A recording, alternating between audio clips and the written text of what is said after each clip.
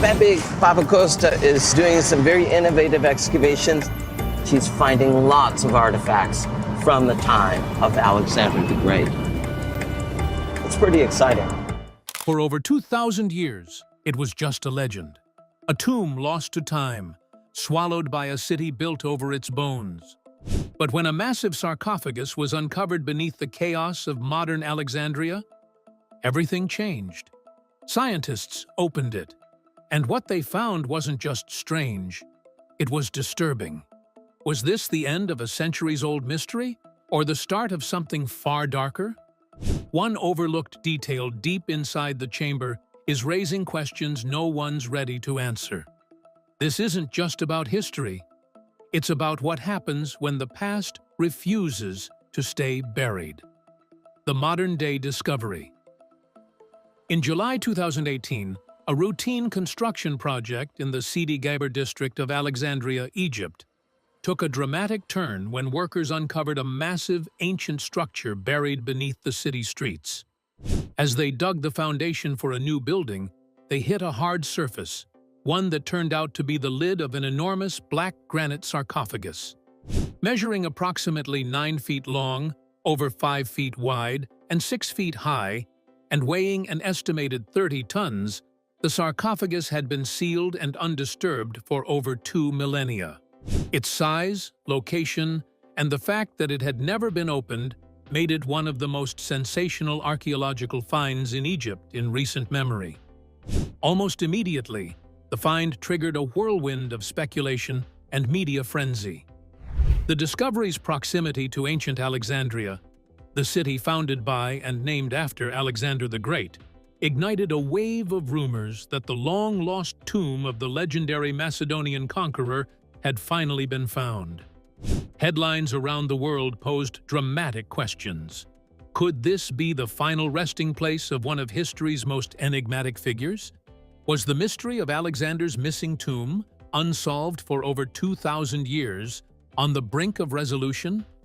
Social media buzzed with excitement and wild theories, while archaeologists and historians exercised cautious skepticism. With the opening of the sarcophagus by Egypt's Ministry of Antiquities reached the peak of anticipation. 3 human skeletons were found within, which took the experts by surprise. Remains of 2 men and a woman appeared to have been immersed in the liquid, which was an opaque brownish red. The smell from this sealed chamber is said to have been a combination of decades of water seepage, maybe mixed with decomposed organic matter and sewage. Examining it at first revealed no evidence of inscriptions, objects, or royal symbols, which are usually associated with elite or royal burial customs. Hence, the researchers were left to contemplate the identities and status of those who were inhumed. However, while nothing definitively established the link between the tomb and Alexander, the discovery did raise tantalizing questions. Why was a large sarcophagus created for what seemed to be non-royal occupants? Could this be a reuse of a burial chamber for a completely different individual? The one that might be more important entirely? The fluid that was inside was taken away for scientific testing. Despite several internet mentions of cursed juice, the presence of any supernatural element was not validated. Although the tomb failed to shed any light on the mystery of Alexander's last resting place, it served to rekindle the public's interest in ancient Alexandria and to remind the world of just how much hidden history lies beneath the streets of the modern city. Just as excitement peaked over what had been found, deeper questions emerged about what had been lost and why no one could find it. The disappearance of Alexander's tomb. For centuries following Alexander the Great's death in 323 BCE, his tomb stood as one of the most revered sites in the ancient world. According to historical accounts, his body was first laid to rest in Memphis, Egypt, before being transferred to Alexandria, a city he founded and envisioned as a cultural beacon. Ancient sources describe the tomb as a grand structure, fitting for a man regarded not only as a conqueror, but also as a near-divine figure. It is believed to have been a public monument, open to emperors, dignitaries, and pilgrims who sought inspiration, legitimacy, or simply to pay homage to one of history's most influential rulers. For nearly 600 years, the tomb remained visible and accessible, a symbol of both power and mortality. Roman rulers in particular held Alexander in profound esteem. Julius Caesar is said to have wept upon seeing the conqueror's remains during his campaign in Egypt in 48 BCE. Augustus, the first Roman emperor, visited the tomb after defeating Mark Antony and Cleopatra, allegedly ordering it opened so he could view the body. In doing so, he reportedly damaged the nose of the preserved corpse, a minor but telling detail that illustrates the tomb's physical accessibility at the time. Other notable Roman figures like Caligula and Septimius Severus are also believed to have visited the site. These repeated mentions confirm that, well into the Roman imperial era, Alexander's resting place was a known and respected location. From the 4th century AD, references suddenly cease in a bizarre and unexplained manner. Historians have been perplexed over this sudden quietness for ages. Several theories have been formed to account for the disappearance of the tomb. Some speculate that in the case of an earthquake or flooding, it could have been damaged or destroyed by nature. Still others talk about some temples of paganism, like possibly Alexander's tomb being defaced or covered up in the process of converting the empire to Christianity. In the religious upheaval of that age, there was a concerted attempt to wipe away any evidence of older religions, and perhaps because of his very greatness, Alexander was caught up in that transformational sweep.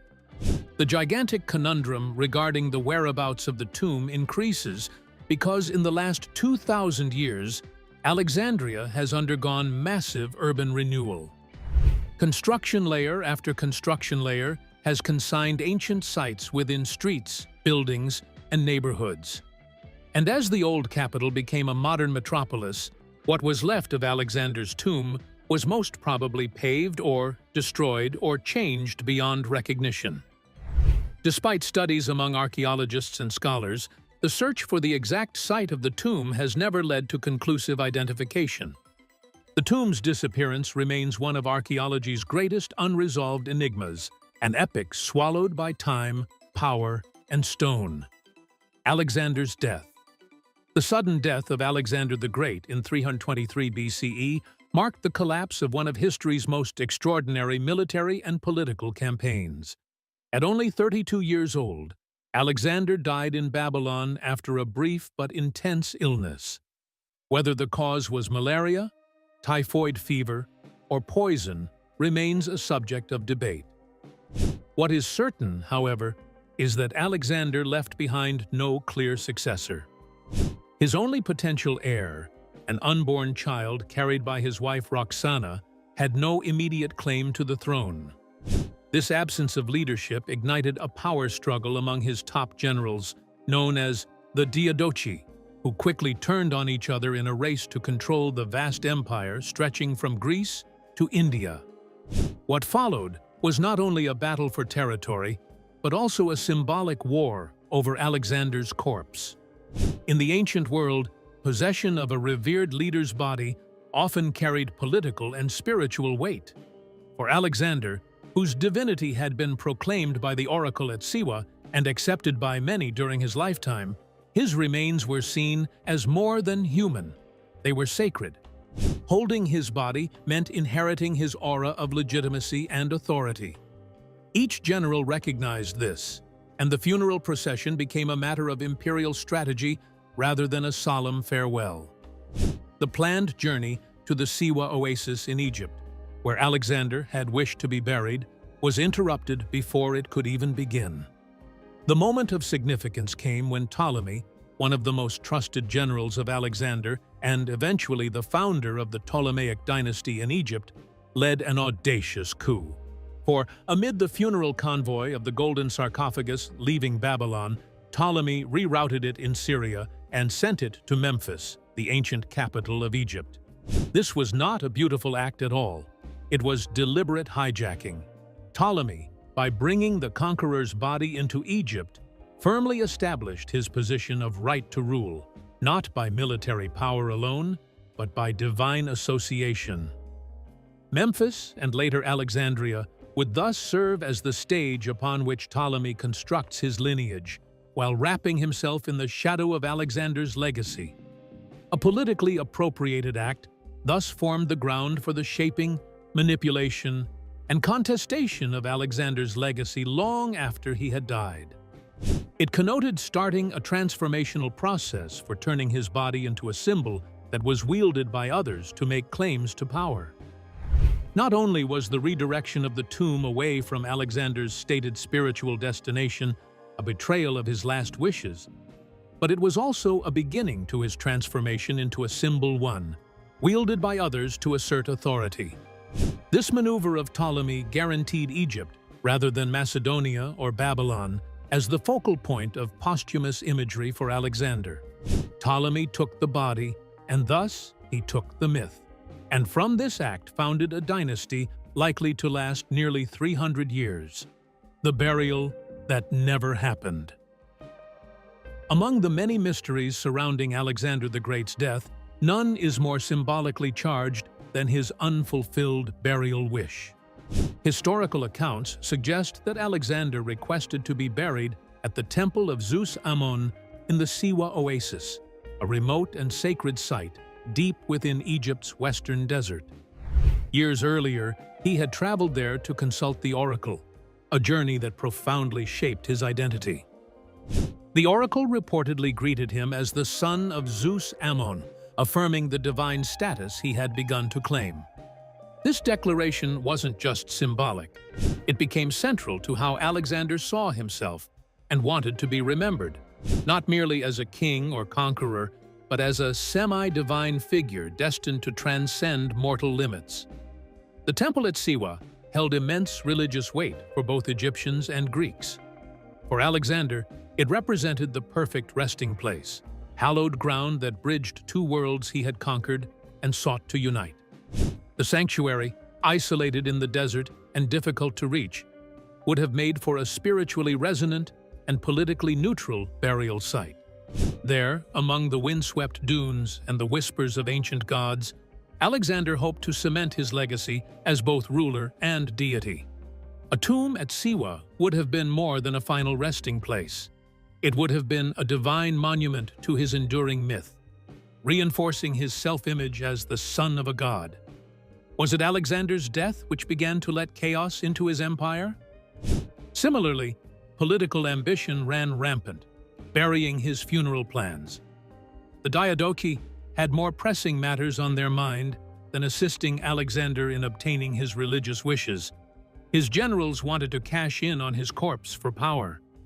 In this rush to control his legacy, the funeral procession never reached the desert temple, instead getting intercepted on the way by Ptolemy, who redirected the corpse towards Egypt's political heart, first Memphis, then ultimately Alexandria. Ptolemy denied Alexander his sacred burial, thus rewriting the myth to satisfy the needs of a new regime. What was divine now became political, and the Siwa Oasis turned into a mere footnote in the epic of a stolen legacy. This shift from the late wishes of Alexander has incited centuries of speculation. Had the body reached Siwa, what in all likelihood might have happened? Could the site have been obscured by time or purposely erased? Modern archaeologists and historians are still examining ancient texts and lost records for evidence. The haunting idea that perhaps Alexander was denied his intended burial place infuses the story with a sense of unfinished business. So long as the true tomb of the great Alexander remains hidden, the enigma of Siwa is a titillating echo of all that was meant to be, and that which was never allowed to be. Clues hidden in Alexandria's underground. Beneath the bustling modern streets of Alexandria, a quiet yet persistent archaeological effort has been unfolding for decades, led by Greek archaeologist Calliope Papacosta. As the head of the Hellenic Institute for the Research of Alexandrian Civilization, Papacosta has dedicated much of her professional life to a singular mission: locating the long-lost tomb of Alexander the Great. While many previous efforts to find the tomb have ended in disappointment or dead ends, her approach stands out for its blend of historical rigor and modern scientific methodology. Her focus has been on an area believed to have once housed part of the royal quarters of ancient Alexandria, now obscured beneath dense neighborhoods and neglected public spaces. Papacosta's team employs cutting-edge technology, most notably electrical resistivity tomography, ERT, a non-invasive method that allows researchers to peer beneath the surface without disturbing urban infrastructure. This technique sends electrical currents into the ground to map subsurface anomalies, voids, buried walls, tunnels, or chambers that might otherwise remain invisible. In a city like Alexandria, where centuries of construction and destruction have layered history beneath asphalt and concrete, such tools are invaluable. Through careful surveying and targeted excavations, her team has uncovered significant architectural fragments, suggesting the presence of monumental structures buried below. What adds further beauty to this discovery is that the partially preserved marble statue, excavated from the undulating grounds near Shalalet Gardens, was generally considered to lie above what had once been the royal quarter of the ancient city. The worn sculpture represents a strong Hellenistic style, flowing drapery, a noble pose, and the head turned slightly downward, characteristic of the style. Use of such terminology also evokes the recognized usages in depictions of Alexander the Great, featuring idealized facial expressions and stylized hair. Claiming that her heart was full on the day of its discovery, Papacosta related that, "I prayed to God to see the way the hand turned," secretly hoping it had once held a spear piercing the classical iconographic meanings of Alexander. Further than artistic artifacts, an arrangement is suggested for something more complex by the whole spatial arrangement. This corresponds to the alignments of the corridors, the discovery of channels which may have conveyed water, and nearness to what is believed to have been a holy pool, pointing to a ceremonial zone tied to funerary or divine rites. Water was often used in ancient funerary rites as a means of purification and symbolism, and the presence of such attributes together abides by the known practices of both Greek and Egyptian traditions. However, no certain tomb has yet to be found. What Papacosta discovered lends support to the conclusion that near the feet of modern Alexandrians, there hides a sanctuary where either the body of Alexander or at least a major cultic site for him was buried. Just as one site hinted at a royal mystery beneath Alexandria, another would soon deliver a discovery far stranger and far more unsettling. The Black Granite Sarcophagus. In July 2018, the unearthing of a massive black granite sarcophagus in Alexandria's Sidi Gaber district captured the imagination of the world. Unlike most burial containers of its time, this sarcophagus was enormous, over 9 feet long, nearly 6 feet tall, and weighing more than 30 tons.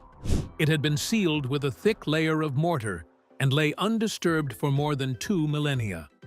The sarcophagus's scale and craftsmanship were unusual, suggesting it had been custom-built for someone of significance, or perhaps multiple individuals. Its sheer presence, buried beneath a modern construction site, immediately ignited a storm of speculation, especially due to its location in a city long associated with Alexander the Great. When archaeologists from Egypt's Ministry of Antiquities opened the sarcophagus, what they found inside was both unexpected and unsettling. Instead of a single dignitary or royal figure, they discovered 3 skeletons, 2 adult males and 1 older woman. Preliminary analysis indicated that at least one of the skulls bore signs of blunt force trauma, possibly from a sharp weapon or tool. This detail led some to theorize that the individuals may have been soldiers, executed captives, or victims of a violent event.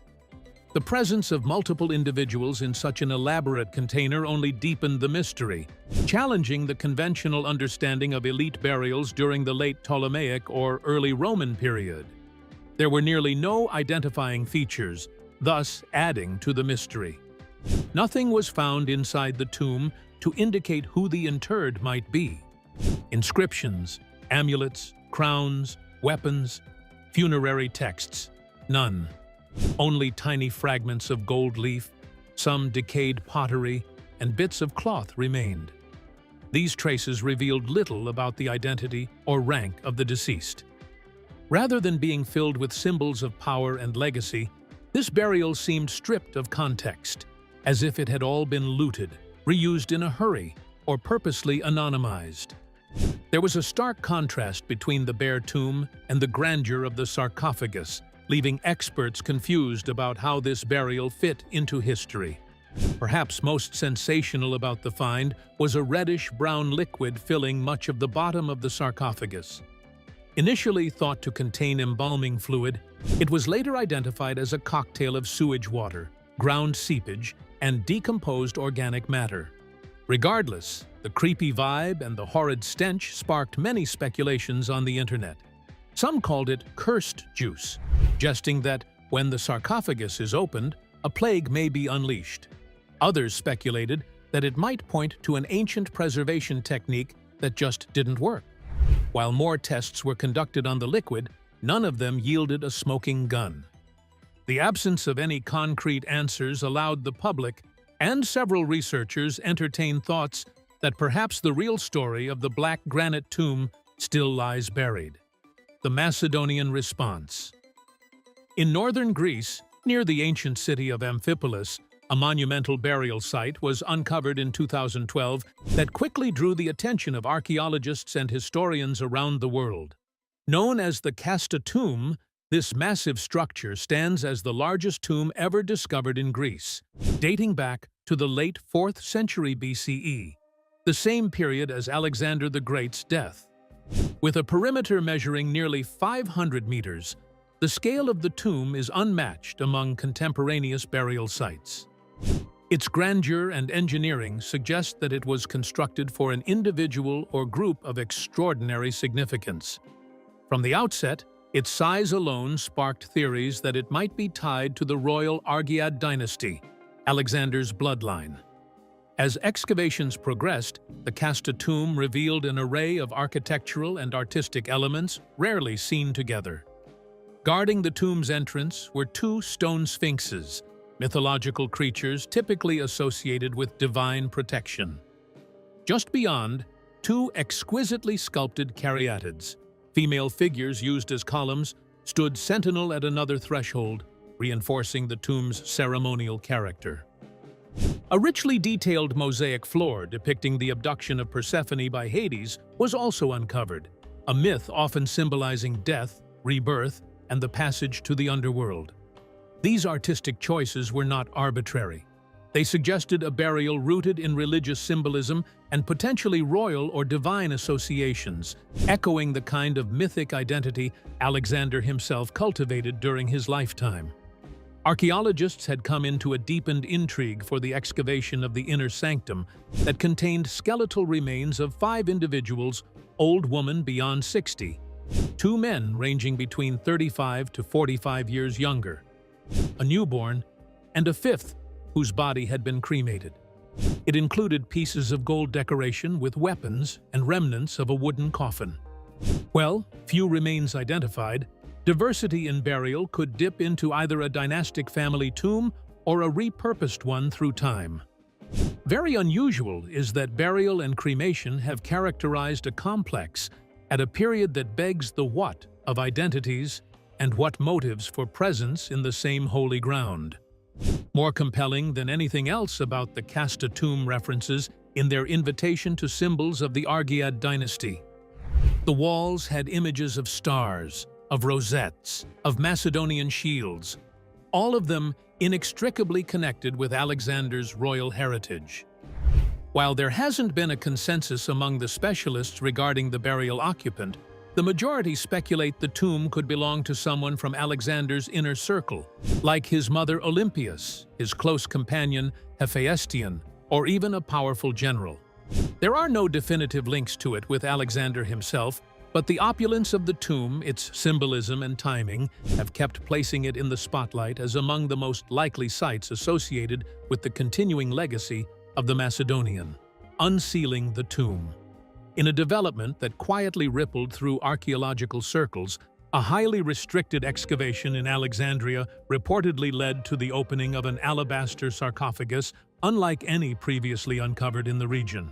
Sealed with a thick, amber-colored resin and entirely devoid of inscriptions or identifying marks, the sarcophagus was discovered deep beneath a part of the city long theorized to house remnants of its royal quarter. The secrecy surrounding the dig, limited press access, no formal announcement, and tight government oversight immediately stirred rumors that something extraordinary had been found. Whispers from those close to the project suggested that the find could be directly linked to one of history's greatest enigmas, the final resting place of Alexander the Great. Inside the alabaster sarcophagus lay the remarkably preserved body of a man, reportedly in his early 30s, coincidentally, the age at which Alexander the Great died. According to anonymous sources cited in leaked documents, the body bore signs of battle-hardened life, an old leg fracture, deep scarring on the rib cage, and, most notably, a healed wound at the base of the neck. These details align with historical accounts of injuries Alexander sustained during his campaigns, including a near-fatal wound in India.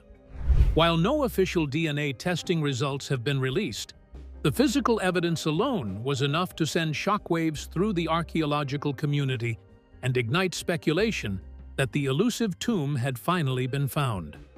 All this added to the enigma posed by the condition of the corpse that seemed to be embalmed by a method more advanced than any known technique of the late 4th century BCE. Analysts qualified to comment on the discovery dubbed it a kind of hybrid that combined the more common patterns of Egyptian mummification, perhaps with some unknown chemical preservatives that are not found in any of the contemporary literature. The unparalleled degree of preservation could mean that either this was a technique under experimental trial or a technique made for a peculiar purpose, possibly for a revered individual. The compounds present in the sealing resin of the sarcophagus were also uncharacteristically associated with the royal burials of that period, hinting at the possibility that it may have been a special attempt to safeguard or disguise the body from later discovery or desecration. Perhaps the most fascinating were the artifacts found with the body. Among the few possessions were the remnants of a gold diadem that possessed an undeniably regal design, and among them was a medallion depicting Zeus Ammon, the same deity Alexander had alleged to be his divine father after visiting the Siwa oasis. The presence of these items has led some researchers to propose that the tomb was constructed or modified specifically to recognize or possibly hide a person of divine descent. Though there has been no official word, the implication of this find has renewed the global debate on whether Alexander's tomb has at long last been discovered, whether someone has long known its secret. The cover-up. Following the startling discovery of a preserved body in an alabaster sarcophagus during a restricted excavation in Alexandria, rumors began circulating about a deliberate effort to suppress the findings.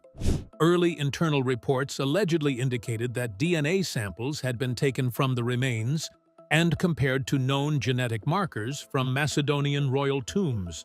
Some sources close to the operation hinted that there were notable similarities, possibly pointing to a lineage connected to the Argead dynasty, the family of Alexander the Great. Yet, as anticipation grew for official scientific results, the flow of information came to a sudden halt. Weeks passed without updates, and researchers involved in the project stopped giving interviews altogether. The sudden silence did not go unnoticed. Within months of the discovery, access to the site was revoked for external observers, and the area was resealed under tight security. Requests from foreign academic institutions to collaborate on further analysis were either ignored or outright denied. This lack of transparency led to mounting speculation that the findings held politically or historically sensitive implications. Some theorists argue that confirming the identity of the body as Alexander the Great could trigger contentious claims over cultural heritage, not just between Greece and Egypt, but across the broader archaeological world. Others suggest that such a revelation might upend long-standing historical narratives tied to religion, empire, and national identity. Adding to the existing speculation are reports of a sealed vault close to a primary burial chamber. According to leaked architectural scans, it is one that still remains unopened.